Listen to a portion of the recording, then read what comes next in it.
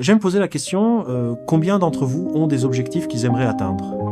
La plupart des gens lèvent la main, mais combien d'entre vous, en y réfléchissant, savent que si vous pouviez revivre votre vie, vous auriez pu accomplir plus que ce que vous avez fait jusqu'à présent? Levez la main, s'il vous plaît. Cela prouve un point, ce que nous faisons et ce que nous accomplissons dans la vie n'est qu'une infime partie de ce qui est possible pour nous. La plupart des gens échouent dans la vie parce que ils font ce que j'ai fait pendant 14 ans, viser trop bas et atteindre leur cible. Et la plupart des gens ne visent même pas du tout en pensant à vos objectifs et à vos rêves. Disons ensemble, c'est possible. Il faut y croire, malgré les circonstances, malgré les situations défavorables, malgré les distractions de la vie. C'est possible. Quand vous avez des objectifs et des rêves, des choses dont vous arrivez, que signifie vraiment la discipline? La discipline est la racine de toutes les bonnes qualités, mais il faut absolument l'appliquer à des choses. Au-delà du simple fait de se réveiller tôt. C'est tout. Travailler maintenant, chaque jour, te rendre plus fort, plus rapide, plus souple, plus sain. La discipline, c'est manger les bons aliments pour nourrir ton corps. C'est discipliner tes émotions pour prendre de bonnes décisions. C'est avoir la discipline de contrôler ton ego pour que ton ego ne devienne pas incontrôlable et ne te domine pas. J'ai dit, vide ton esprit. Sois sans forme, sans contour, comme l'eau. Si tu mets de l'eau dans une tasse, elle devient la tasse. Si tu mets de l'eau dans une bouteille, elle devient la bouteille. Si tu la mets dans une théière, elle devient la théière. Sois comme l'eau, mon ami. Tu as quelque chose de spécial, tu peux accomplir bien plus que tu ne pourrais jamais l'imaginer. Si tu fais ce qui est facile, ta vie sera dure. Mais si tu fais ce qui est difficile, ta vie sera agréable. Il faut être affamé. Les gens affamés sont prêts à faire des choses que les autres ne feront pas pour obtenir demain ce que les autres n'auront pas. Les gens affamés font ce qu'ils savent, pas ce qu'ils ressentent. Les gens affamés croient qu'il faut toujours viser le sommet parce que le bas est surpeuplé. Les gens affamés croient en zéro excuse. Les gens affamés sont implacables, inarrêtables. Ils pratiquent la règle des 3 mètres.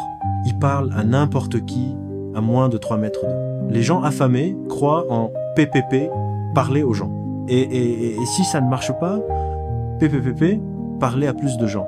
Les gens affamés font arriver les choses. Il s'agit de traiter les gens comme tu voudrais être traité et de faire les tâches que tu n'as pas forcément envie de faire, mais que tu sais qu'elles t'aideront, toi ou ton équipe. Il s'agit d'affronter tes peurs. La discipline, c'est affronter tes peurs pour les vaincre. Et c'est ça, la discipline. La discipline, c'est prendre le chemin difficile, la route en montée, pour faire ce qui est juste, pour toi et pour les autres. Trop souvent, le chemin facile nous appelle à être faibles à ce moment-là, à craquer à ce moment-là, à céder au désir et à la gratification à court terme. Mais la discipline ne permet pas cela. La discipline exige de la force, de la résilience et de la volonté. Elle n'accepte pas la faiblesse, elle ne tolère pas un autre effondrement. La discipline peut ressembler à ton pire ennemi, mais en réalité, la discipline est ton meilleur ami. Elle prendra soin de toi comme rien d'autre. Elle te mettra sur le chemin de la force, de la santé, de l'intelligence et du bonheur, et elle te montrera comment devenir meilleur. Les gens affamés sont prêts à faire ce que les autres ne feront pas. Laisse-moi te dire quelque chose que tu sais déjà. Le monde n'est pas tout rose et plein d'arc-en-ciel. C'est un endroit très dur et méchant, et peu importe à quel point tu es fort, il te mettra à genoux et t'y gardera définitivement. Si tu le laisses faire. Toi, moi, personne ne frappe aussi fort que la vie. Mais il ne s'agit pas de frapper fort.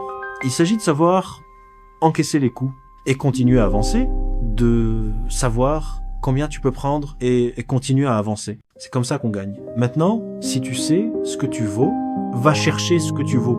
Mais il faut être prêt à encaisser les coups et ne pas pointer du doigt en disant que tu n'es pas là où tu veux être à cause de lui, d'elle ou de n'importe qui.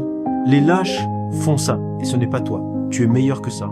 Il y a tellement de connaissances là dehors, tellement d'informations, tellement de façons de s'améliorer. Nous faisons tellement d'erreurs. Nous sommes le produit de nos erreurs. Et souvent, la leçon est là, juste sous nos yeux, prête à être apprise, mais nous la manquons. Nous n'y prêtons pas attention, ou nous pensons que nous savons mieux, jusqu'à ce qu'elle nous frappe en plein visage. La chose la plus importante à apprendre, c'est que nous avons tellement à apprendre, nous tous, et nous pouvons apprendre des gens, de l'expérience et de la vie. Mais il faut traiter l'information, la digérer, l'accepter, ouvrir ton esprit. Il faut libérer ton esprit pour pouvoir apprendre et faire de réels progrès. En pensant à tes objectifs et tes rêves, il faut du courage, tu as l'opportunité d'investir en toi-même. Et en parlant d'investir en toi, Warren Buffett a été interrogé au milieu de la récession, quel est l'investissement le plus important à faire? Voici un homme avec des milliards en immobilier, des milliards en bourse, et il a dit le meilleur investissement que tu puisses faire, c'est en toi-même. En ce qui concerne les regrets, les choses que j'aimerais avoir faites différemment, bien sûr, il y en a. Mais le fait est que tu n'as pas une deuxième chance. Tu as une seule chance, une seule à ce jeu qu'est la vie. Une seule vie, c'est tout ce que tu as. Pour manifester notre grandeur, je ne sais pas ce que tu veux faire. Je sais que tout ce que j'ai dit, tu le sais déjà. C'est déjà en toi. Je n'ai rien dit que tu ne saches pas. C'est du bon sens, mais pas une pratique courante. Je veux te laisser avec ceci. Je le dédie à toi, à ton achèvement, à ton rêve, à la prochaine version, la plus grande de toi-même. Et ça dit simplement, si tu veux quelque chose assez fort, tu te battras, tu travailleras jour et nuit, tu abandonneras ton temps, ta paix et ton sommeil pour ça. Si tu rêves et planifies pour ça, et que la vie te semble inutile et sans valeur sans ça, si tu transpires pour ça, t'inquiètes pour ça, et perds toute peur de l'opposition pour ça, si tu vas simplement chercher ce que tu veux, avec toute ta capacité, ta force et ta sagacité, ta foi, ta confiance et une ténacité farouche, si ni le froid, la pauvreté, la faim, la maladie ou la douleur du corps et de l'esprit ne peuvent t'éloigner de ce que tu veux, si, déterminé et sombre, tu l'assièges et l'attaques, avec l'aide de Dieu, tu l'obtiendras, tu as quelque chose de spécial, tu as de la grandeur en toi. Tu n'atteins pas des objectifs valables rapidement ou facilement. Ils prennent du temps, ils demandent de la lutte, ils exigent une poursuite implacable, jour après jour. C'est ce qu'il faut. Mais les choses ne s'effondrent pas non plus rapidement, du moins pas au début. C'est un processus lent, un dérapage ici, un revers là point bas, une petite usure de la discipline et de la volonté au fil du temps. C'est ça le truc. Le succès et l'échec sont des processus lents. Ils se construisent lentement ou s'effritent graduellement. Et c'est pourquoi il faut surveiller chaque seconde. Ces secondes déterminent les minutes deviennent des heures, les heures deviennent des jours, et les jours deviennent des années. Et cette seconde qui vient de passer, elle comptait, et celle-là aussi, et celle-là aussi.